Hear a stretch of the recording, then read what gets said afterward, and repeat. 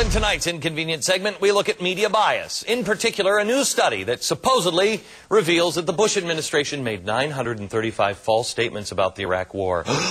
The AP called the organization that did the research a non-profit journalism organization. Really? I guess it's easy to be non-profit if George Soros is handing you lots of the cash. Soros is among the funders of the Center for Public Integrity, who is responsible for the study. And yes, if you're counting, that is the first time that George Soros and the word integrity have been in the same sentence. But you don't have to bother discussing Soros to show how ridiculous this study was. First of all, when they say it was 935 false statements, what they mean actually is two. They admit all of them relate to either, one, Iraq having weapons of mass destruction, or two, Iraq having links to Al-Qaeda. Great. Now, the organization doesn't go as far as Keith Olbermann, who calls them lies, but then again, I assume that unlike Keith Olbermann, they're at least attempting to look like they're trying to be honest, kind of.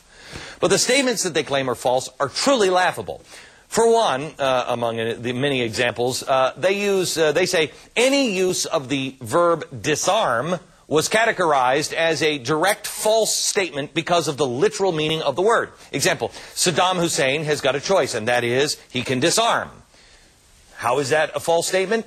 Well, I guess you have to know the literal meaning of the word disarm. It means to take weapons away. If you're using literal definitions, then we certainly took a lot of weapons away from the regime, and I'm pretty sure they spent months leading up to the war uncovering missiles that violated UN sanctions.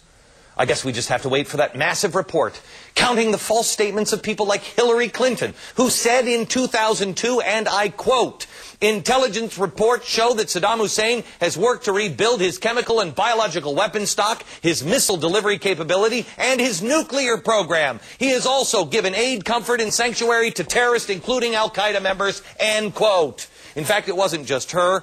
Just read the list of Democrats and their WMD quotes right at glennbeck.com. It'll make blood shoot out of your eyes. The truth is that almost everybody in the world believed that they had these weapons. Saying that those statements were lies is simply that, a lie.